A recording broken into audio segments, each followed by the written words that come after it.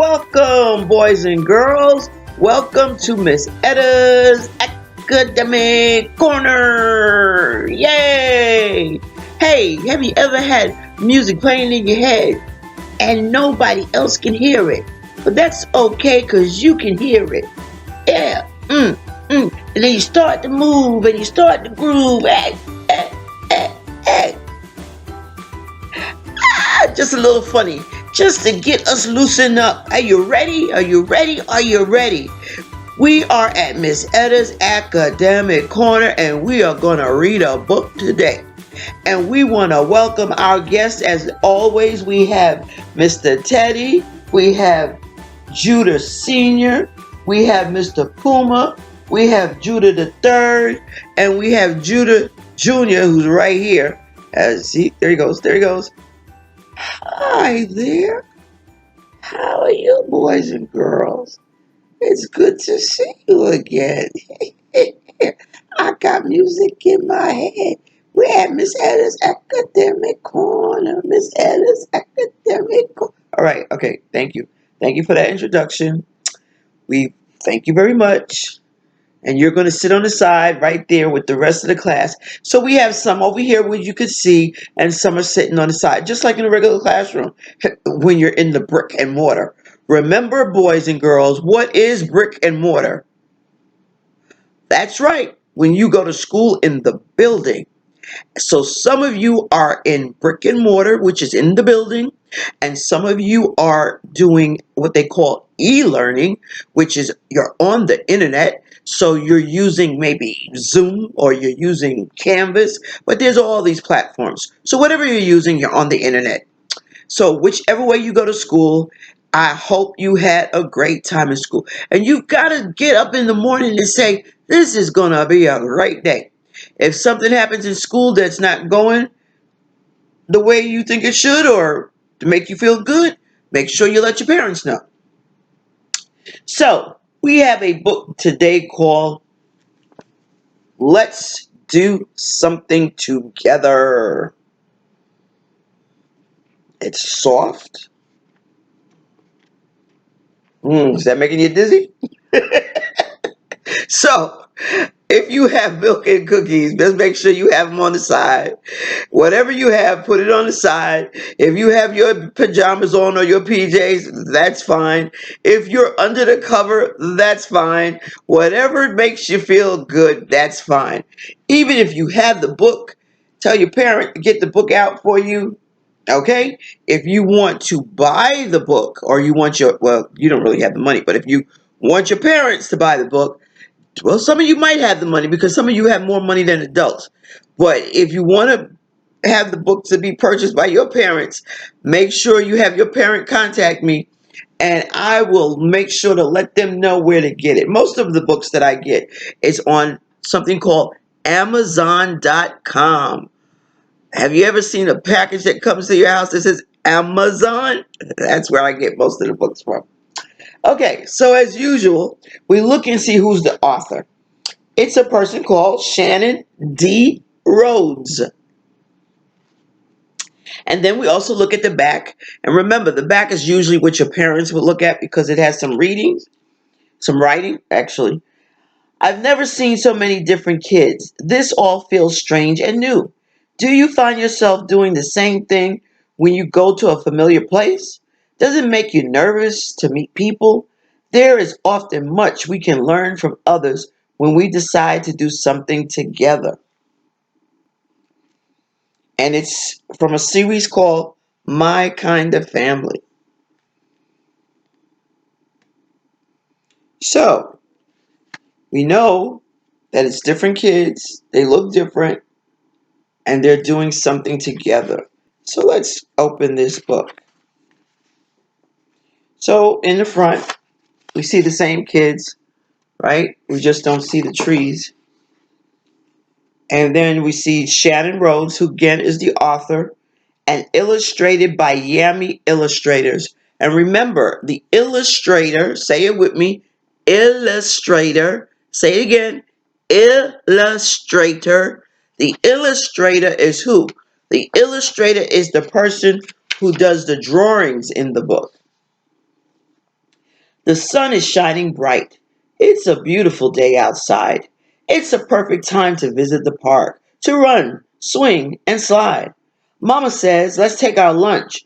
We can eat after you play. So we pack a bag and grab my toys and head out our own way.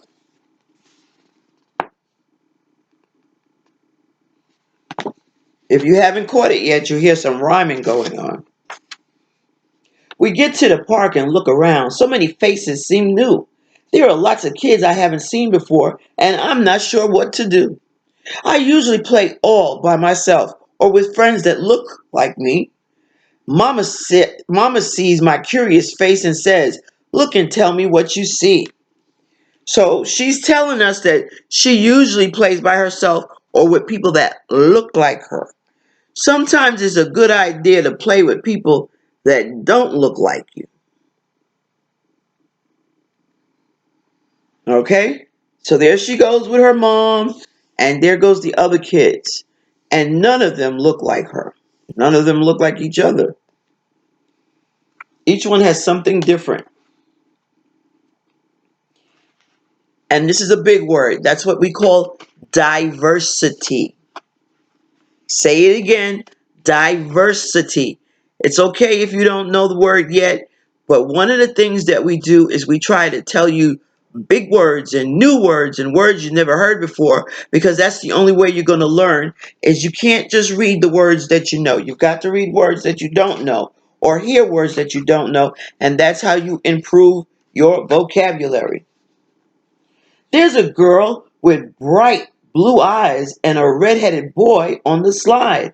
I see a kid in a wheelchair playing ball with another guy.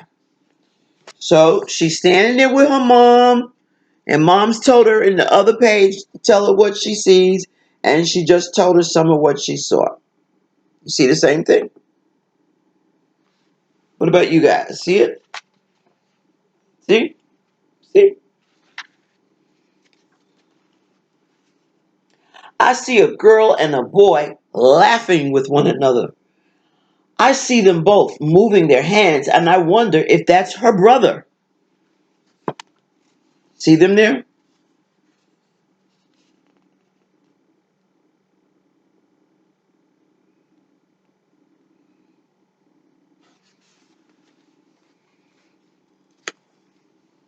A little girl sits all alone on one side of the teeter totter. She doesn't seem to have a friend, but I know she's someone's daughter. Mama bends down to explain to me, and she knows I can be smart. She says, it's not what you see on the outside, it's what lives in each person's heart.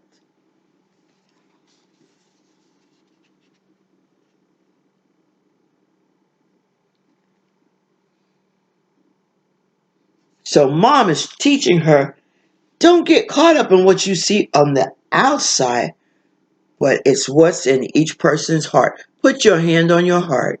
It's what's in each person's heart.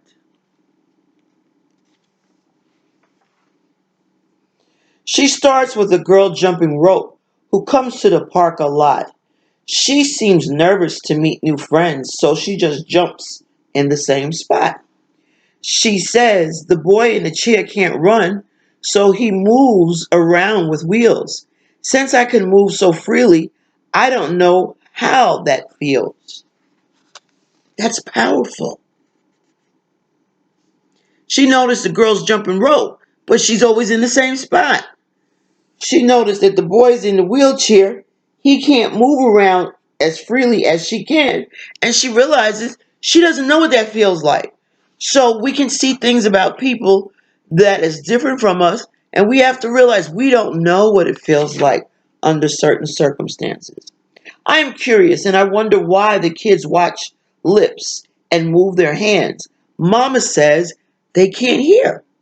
So they sign words to understand. The little girl at the teeter-totter who seems to be all alone, she hasn't met any friends as she just moved into a new home.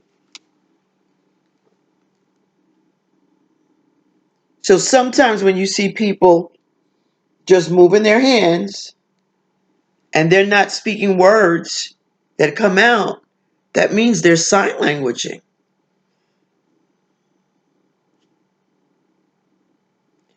So that's a way to communicate. When you can't speak it, people sometimes use sign language. The little girl that's sitting here and she's not moving, she doesn't know anybody because she just moved in. So that's why we've got to know what's going on in a person's heart. And that way we won't come up with conclusions about people or think about people in the wrong way. Mama says, Do you know what you want to do? I said, I've never seen so many different kids. This all feels strange and new. So I got the group together and gave them all my name. I said I normally play all by myself, and they said they do the same. And she got her little teddy bear with her. So she had the courage to go up to the kids, and she said she usually plays by herself, and they're saying they usually do too. So isn't that wild? A lot of people, a lot of kids in the playground all playing by themselves. I said, sometimes I get nervous to meet friends that are new, but can we do something together? I'm just not sure what to do. Then a girl shared a thought that others seem to know that doing an act of kindness might be the way to go. So look at how they're working together, trying to come up with something that they all can do together. Sometimes when you're used to doing things by yourself, it's kind of hard to figure out what to do with a group of people. She said an act of kindness can make a difference to anyone we meet, even when it's something like helping someone cross the street. Now, there's all kinds of acts of kindness, okay? You don't have to help someone cross the street. If you don't know how to cross the street, you shouldn't be helping anybody else. If you have a problem crossing the street, that's not your act of kindness. Your act of kindness might be holding the door open. Your act of kindness may mean if somebody drops something, you pick it up for them. Your act of kindness may mean if your parent is making up the bed, you go on the other side and help them. Things like that. So in this, we see the different acts of kindness. We see an older child helping a lady get across the street. See, the car stops. We see an older boy who holds the door open for this gentleman. And then this act of kindness, we see this child giving this gentleman something. So you have to brainstorm. It's called brainstorm. That means sit down with your parents and think of different ways that you can show act of kindness or acts of kindness. We look around the park up and down the way to see what act of kindness we'd like to do today. We decided to stay in the park and help pick up litter off the ground. We make it fun by shooting baskets in the trash cans all around. Now, that's something you work out with your parents because some of your parents might be okay with you picking up trash and throwing it away, and others may want you to put on like gloves or cover yourself so that depending on the trash, you don't get stuff on you that you shouldn't. So that's something, talk over with your parents if that's what you want to do, how to do it the best way. We talk, we joke, we laugh out loud while cleaning the park in the sun. It's nice to make new friends, do something together, and have fun. So they're doing things together.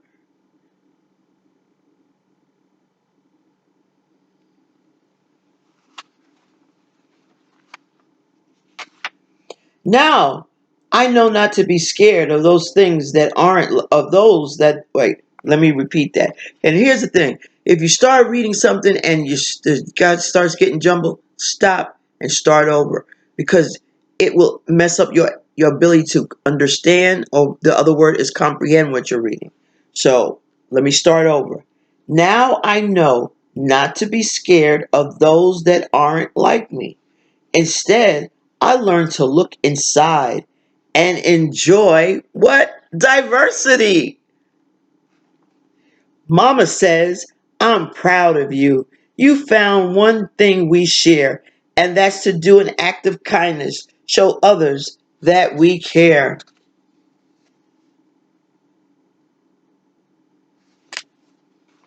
So when you show an act of kindness, it shows that you're thinking about others and not just about yourself. And it's good to think about others sometime. Let's do something together are now my favorite words to say. It's been fun to learn from others and make new friends every day. Yay! Look at this.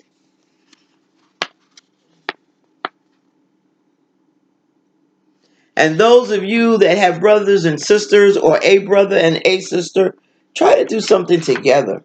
Now, in this book, this is the end of the story, but in this book, it has what's called a glossary. Say that word with me. Glossary. Glossary. A glossary has words that were used in the book and it gives you the definition.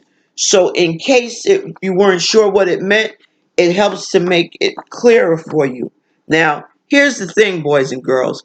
Sometimes we have glossaries and we have things like that, and then we decide, oh, I'm not going to read it.